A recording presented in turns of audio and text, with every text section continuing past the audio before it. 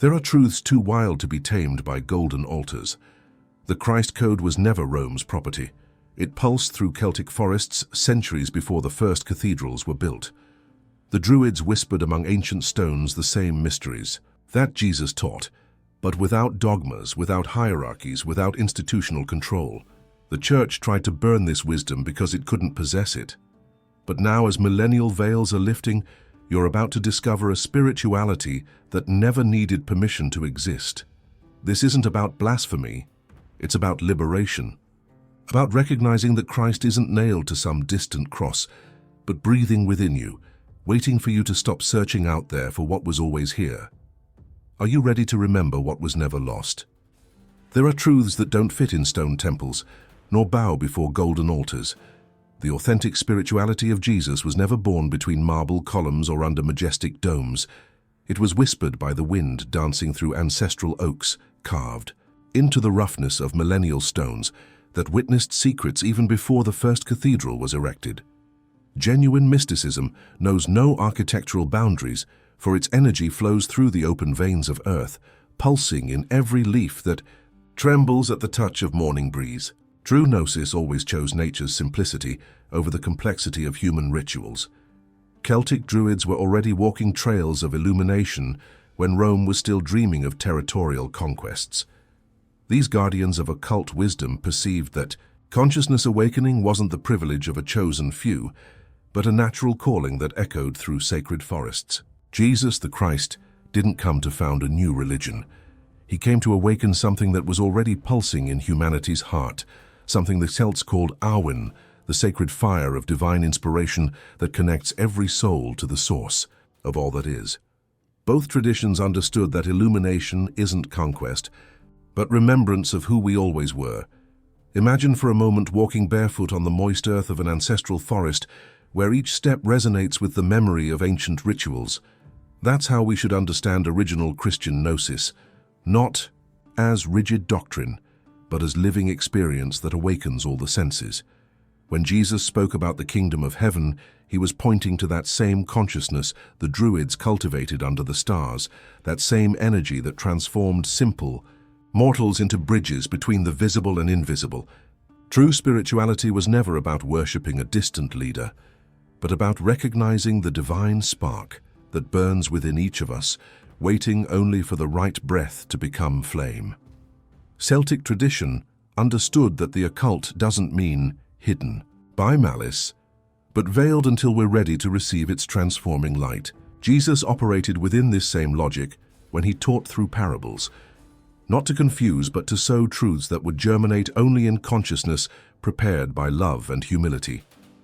Consciousness awakening happens when we stop seeking illumination in obvious places and start listening to the whispers of wisdom that was always around us. For example, practice sitting in silence next to a tree for 10 minutes daily, not to meditate on concepts, but to simply feel the energy flowing between you and this living being that witnesses decades of silent transformations. What few understand is that both Jesus and Celtic masters taught the same fundamental truth. We are all children of the same creator source, temporarily forgotten of our divine nature to experience the journey of return. This spiritual amnesia isn't punishment, but part of the cosmic game of consciousness evolution, where each individual awakening contributes to collective awakening. When we begin to awaken, we realize that separation between sacred and mundane is just illusion. Every breath is prayer, every step is pilgrimage, every encounter is opportunity to recognize the Christ dwelling in all beings. And as this perception deepens like roots seeking water, ancient symbols begin revealing secrets that remained occult for millennia. There are languages that transcend words, codes carved into reality's very structure that speak directly to the awakened soul. Celtic symbols weren't mere decorative ornaments, they were precise maps of the spiritual journey, master keys that unlocked portals of consciousness sealed for millennia. The Triskelion, with its 3 intertwined spirals, whispers secrets about existence's triple nature, body, mind, and spirit, dancing in perfect harmony. Each curve of this sacred geometry reveals that consciousness awakening doesn't follow straight lines, but ascending spirals that take us ever closer to the source of all that is. True Gnosis understands we are multidimensional beings navigating through eternal cycles of transformation. Jesus taught this same wisdom when he spoke about dying to be reborn, about seeds that need to rot in earth to generate abundant fruits. Original Christian mysticism was impregnated with this cosmic geometry: birth, death, and resurrection, not as linear events, but as constant spiral movement of evolving consciousness. Divine energy doesn't flow in straight lines like human architects, but in waves, spirals, and circles that mirror patterns found in galaxies, hurricanes, and the DNA we carry. When you observe a seashell or water swirling down the drain, you're contemplating the same sacred geometry that druids revered and Jesus incorporated into his deepest teachings. The Celtic cross represents this perfect convergence between linear and circular, between time and eternity. Unlike the Roman cross that symbolizes only suffering, the Celtic version embraces the circle of totality. The occult reveals itself when we understand that the intersection point is where all magic happens. It's there at the cross's center that horizontal meets vertical, that human touches divine, that the illusion of separation dissolves into the reality of unity. Illumination happens at this convergence point when we stop choosing between heaven or earth and start living at the intersection of both. Practice drawing the Celtic cross in meditation, visualizing yourself at the center where all directions meet, where all possibilities coexist in perfect harmony. What fascinates about Celtic wisdom is how they understood that symbols are living beings, not static images. The Triskelion spins, the Celtic cross pulses, Celtic knots interweave in infinite dances of creation and dissolution. Jesus operated within this same logic when he transformed water into wine. He didn't break natural laws, but activated occult codes already present in reality's structure. Authentic spirituality recognizes we live in a symbolic universe where each form contains sacred information waiting to be decoded by prepared consciousness. Consciousness awakening happens when we stop seeing symbols as superstition and start recognizing them as direct language of the Creator Source, speaking to us through perfect geometric forms. These sacred patterns don't exist only in ancient stones or medieval scrolls. They pulse in your own body, breathe in your heart rhythms, dance in the geometry of your thoughts. True Gnosis awakens when we realize we are walking mandalas, living temples, where sacred geometry gains consciousness of itself. Each breath draws a circle, each heartbeat marks a sacred compass, each thought creates waves that propagate through invisible dimensions. And as this perception deepens, we begin understanding why certain forces tried to erase this wisdom from Earth's face. Official history rarely tells about fires that didn't just burn witches, but entire libraries of sacred knowledge. The year 664 AD marks a deep scar in humanity's spiritual evolution. The Synod of Whitby wasn't just a religious meeting, but a systematic operation to sterilize the wild, domesticate the untamable, imprison the free energy that flowed through Celtic traditions. The Roman Church understood perfectly it couldn't coexist with a spirituality that taught people to find Jesus directly in nature, without intermediaries, without tithes, without institutional control. Genuine consciousness awakening was always perceived as a threat by systems that depend on collective sleep to maintain their power. The Druids represented everything institutional Christianity feared. Masters who didn't need temples because they recognized the entire earth as sacred altar. Sages who accessed Gnosis directly through communion with natural forces. Guardians of mysteries that couldn't be monopolized by human hierarchies. When Rome began burning sacred groves, it wasn't just destroying trees. It was attacking a form of mysticism that threatened the entire organized religion model. True Celtic spirituality taught that each person carries the inner Christ, that every soul has direct access to the source of all that is, that illumination doesn't need to be bought, sold, or controlled by human institutions. What few realize is that this suppression continues happening today, just with more sophisticated methods. Modern society uses constant noise, digital distraction, and rampant consumerism to keep people disconnected from natural wisdom that still pulses in their hearts. How many times do you feel called to sit in silence in nature, but convince yourself you don't have time?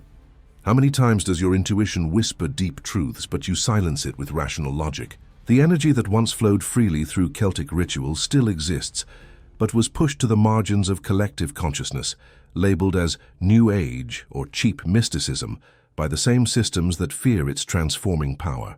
The strategy was genius in its simplicity: co-opt symbols they couldn't destroy and empty of meaning those that resisted domestication. The Celtic cross survived, but how many know its true power? Celtic festivities were absorbed by the Christian calendar, but how many celebrate Halloween understanding that Samhain was a portal of communication with invisible dimensions? The occult was made occult, not by its nature, but by centuries of systematic campaign to disconnect humanity from its deepest spiritual roots. For example, practice observing how you react when someone mentions energy or intuition. Notice if there's automatic skepticism programmed in your mind, a distant echo of this suppression campaign that still reverberates through generations. But something extraordinary is happening in our times. Seeds buried over 1,000 years ago begin germinating again.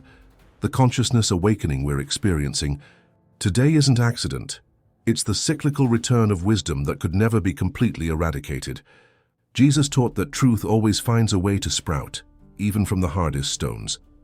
And Celtic gnosis resurfaces now through ordinary people who feel an inexplicable calling to reconnect with something deeper than institutional dogmas. And this reconnection begins exactly where ancient Celts always knew it should begin. The Celts' most radical revelation wasn't about distant gods or complex rituals, but about a devastatingly simple truth. The sacred was never separated from the everyday. Each stone pulsed with consciousness. Each river carried messages from the Creator Source. Each tree served as antenna capturing divine frequencies that modern mind forgot how to tune into. There was no division between Sunday and Monday. Between prayer and work, between temple and home, all existence breathed with the same spirituality that Jesus experienced when walking through Galilee's hills, feeling divine energy flow through each grain of sand, each blade of grass, each dewdrop that kissed his bare feet. This understanding represents a complete revolution in how we experience illumination. Instead of searching for consciousness awakening in special places at determined hours, through complicated techniques, Celtic wisdom whispers that you're already immersed in the most sacred temple that exists, life itself. When Jesus said, "The kingdom of heaven is within us," he wasn't being metaphorical, but literally describing this same perception that transformed common druids into channels of occult wisdom. Authentic gnosis happens when we stop looking for the extraordinary and start recognizing the miraculous hiding in the absolutely ordinary. Each breath is communion, each meal is sacrament, each casual encounter is opportunity to recognize Christ's face manifesting through all forms. Celtic mysticism taught something that completely challenges our obsession with spiritual methods and techniques. Nature is the most perfect guru that exists, doesn't need to speak to teach, doesn't charge tuition to transmit wisdom, has no ego to protect or empire to build. A centennial tree carries more knowledge about patience, rooting, and vertical growth than entire libraries of self-help manuals. A river that serpentines between mountains demonstrates the art of flowing around obstacles without losing direction to the sea. Seasons that succeed each other reveal mysteries of death and resurrection that Jesus taught, but so naturally that even a child can understand. Practice spending at least 15 minutes daily outdoors, not doing anything specific, just allowing natural intelligence to awaken your own dormant natural intelligence. The energy Celts called Earth's chi wasn't abstract concept, but tangible, experience available to any person willing to slow down enough to feel it. When you touch a stone with full attention, something communicates through touch. Information, vibrations, a form of knowledge that doesn't pass through analytical mind, but penetrates directly into the heart. When you sit next to a tree in meditative silence, you perceive it's talking through frequencies you had forgotten how to listen to. Celtic spirituality wasn't about believing theories about nature, but about developing real intimacy with living forces constantly surrounding us. Consciousness awakening happens when we recognize we're not separate observers of nature, but temporary expressions of the same cosmic intelligence that makes flowers bloom and stars shine. And here lies the secret both Jesus and druids understood perfectly. When you recognize nature as living temple, you automatically recognize your own body as sacred altar, your own consciousness as eternal flame of the source of all that is. The separation between internal and external dissolves in the perception that we are temporary waves in existence's infinite ocean. We don't need to become something different from what we are. We just need to remember what we always were. And this remembrance, this consciousness awakening that transforms everything without changing anything, waits patiently for you to stop, searching out there for what was never anywhere else but here now, pulsing silently at the center of your own being. The greatest secret ever hidden is the one that was never really concealed, the truth that you carry within yourself the same divine spark that animated Jesus, the same occult wisdom druids accessed under Celtic stars, the same transforming energy that can convert existential lead into spiritual gold. It's not about believing theories about illumination, but awakening to a reality that was always here, breathing silently through your lungs, pulsing discreetly through your heart, waiting patiently for you to stop searching out there for what was never anywhere else. Gnosis isn't knowledge you acquire, but remembrance you recover, remembrance of who you were before learning who you should be. The entire spiritual journey can be summarized in one devastatingly simple question. Are you willing to stop pretending? You don't know, because deep down in a layer deeper than all doubts and fears you already know. You know there's something immensely greater, pulsing through your everyday experience. You know it's no coincidence you found these words at this exact moment of your life. You know the same Christ that Jesus embodied is knocking gently at your consciousness door, not as distant historical figure, but as living potential awaiting activation. Consciousness awakening doesn't happen through complicated techniques or elaborate rituals. It happens through simple courage to stop resisting what you already feel, whispering in your deepest silence moments.